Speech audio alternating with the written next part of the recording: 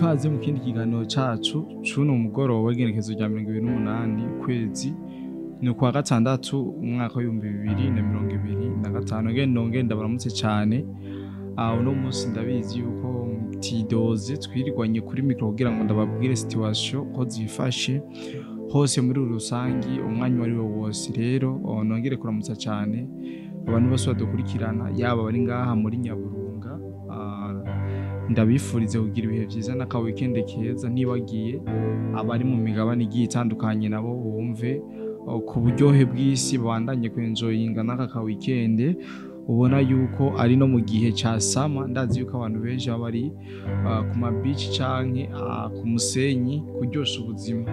Rero reka nangore ndabaramutsa cyane bumve yuko muri Bienvo Plus tubatahije atakibazo na kimwe, ariko nabatashoboye kuronka amahirwe kugira ngo bashobore kuza kuryohererwa iyi weekend canke kugira karuhuko, nabo tubaha umutima wo kwihangana kumbure. Hari impamvu batagiye, hari abo bibatumwa n'ibikorwa byinshi. Abagwayi nabo tubifurize gukira, ndazi yuko mudukurikirana muri abatandukanye kandi n'ahantu hatandukanye. Rero muri ano makuru y'aka kanya conze tuyage sikindi, naravuze inkuru y'ingene Pastor Nimbayahaga yazanye icyumviro kugira ngo Burundi bugore skoyi 57 ndetse n'amatrone.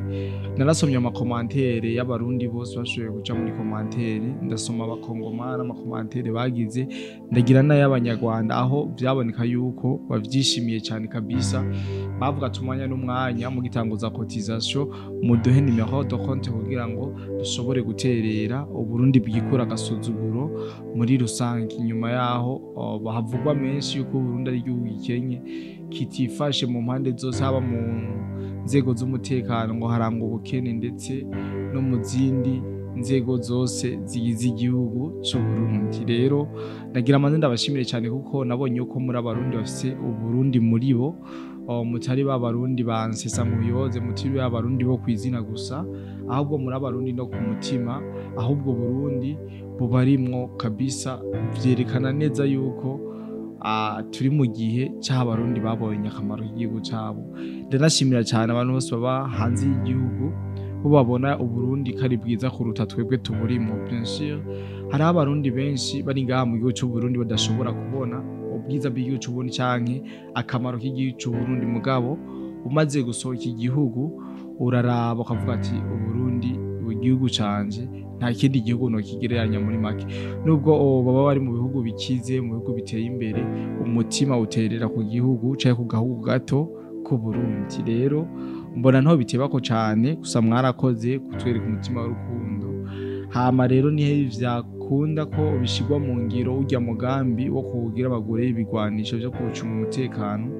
Navyo nzogaruka kuri micro nkuko abandi bazo bariko barabikora, dushobore kubabwira ingene cotisation zo bikiragenda n'uburyo aho mushobora kubudepoza.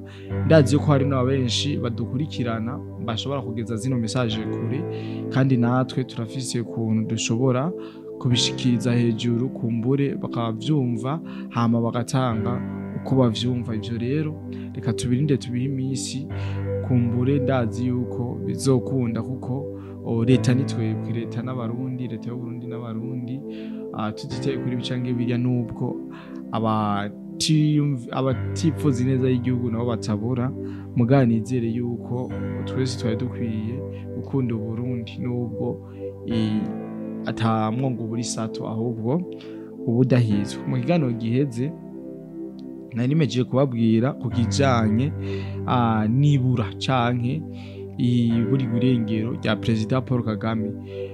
Benshi narabeshuje amakuru ariko aracicikanaho, aho bavuga yuko hari ifoto bafashe na ex-president w'igihugu ca Nigeria. Ndabereka igituma iyo foto atariyo, ahubwo ari ifoto beditinze. Ndazi yuko benshi bashoboye kubitahura, ndetse n'inyuma y'ama video yasohotse President Paul Kagame arakira abandi banyecubahiro. Narababwiye ko atagaciro nshoboye kuyaha kubera ko nta mafakta aboneka yerekana neza yuko ivyo bintu ari vy'uwo munsi canke bitamaze igihe muri make. Rero kugezana nino saha kuva itariki 6 ruheshi, kuva itariki 6 z'ukwezi kwa 6, President Paul Kagame ntaragaragara mu gihugu cy'u Rwanda. ivyo bintu muvyumve, abantu mudukurikirana ibi bintu muvyumve, nubwo tumaze gutanga ukuri tukerekana ingene perezida w'igihugu cy'u Rwanda atari karabazwa mu gihugu cy'u Rwanda nkuko vyari biri. Nabonye ibinyamakuru vyo mu gihugu cy'u Rwanda vyarashoboye guhaguruka, abenshi baragico bivuze ko mbere mu bafise amateleviziyo akomeye cyane, mugabo vyaraboneka neza yuko inkuru bariko baratanga ata fact bayifitiye. Je mu kurangiza ico kiganiro nababwiye ati kugira perezida de la République atwereke yuko kuko kari mu gihugu cy'u Rwanda canke atoba kiswe n'amagara cyangwa yaragize ikindi kibazo cy'ubuzima, arashobora gutora mikro agahumuriza abene igihugu. Turigenekerezo rya 28 hasigaye iminsi mike cyane, 3 canke 2 kugira ngo ukwezi kurangire, ukwezi kwa ruheshi. Mugabo nta na kimwe kiraza kitwemeza yuko perezida Paul Kagame yoba kihari canke yoba ari karagaragara mu gihugu cy'u Rwanda. Rero tumirira abantu kudahendwa cyane cyangwa ngo batwagwe n'ibishobisho, batwagwe n'ivyo bariko barabona ku mbuga ngurukanabumenyi. Bien sûr hari abakora imbuga ngurukanabumenyi kugira ngo badandaze bikunde, baronka abantu babukurikirana ku bwinshi cyane mu gihe bariko barabinyuza mu nzira zitari nziza. Mugabo amakuru meza n'amakuru afise fact, mugihe ayo makuru adafise fact sino yita kara amakuru meza.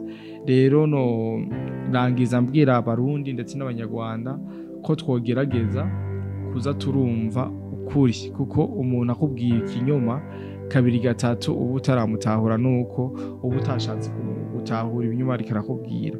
Rero no sawe ko twuba makini kugira ngo ntitubandanye duhendwa.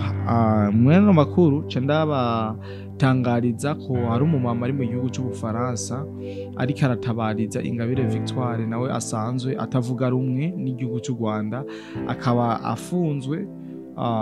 Haraciye imisi itari mike igera kuri 3 canke 4 canke 5 plutôt irarenga, afunzwe azira ivyiyumviro vya politike ndetse nazira gukekwa gutembagaza ubutegetsi bwa FPR canke inkotanyi bwa mu gihugu cy'u Rwanda. Kugeza no mango ntarafungurwa, nta ni habari, ariko hari umumama ari mu gihugu cy'Ubufaransa aho yandikiye Perezida Emmanuel Macron amusaba yuko yogerageza gusaba u Rwanda rukaho ubutabera no mu mukenyezi Ingabire Victoire. Ibi navyo ndazi ko tuzogaruka ko mu makuru yiramvuye, dushobore kubaha n'amavideo y'uwo mumama ariko arasaba Ubufaransa cyangwa perezida w'Ubufaransa kugira ngo agire icyo akoze uwo mufasoni ashobore kurekurwa, ngo narijya ataco ariko aragirizwa, ahubwo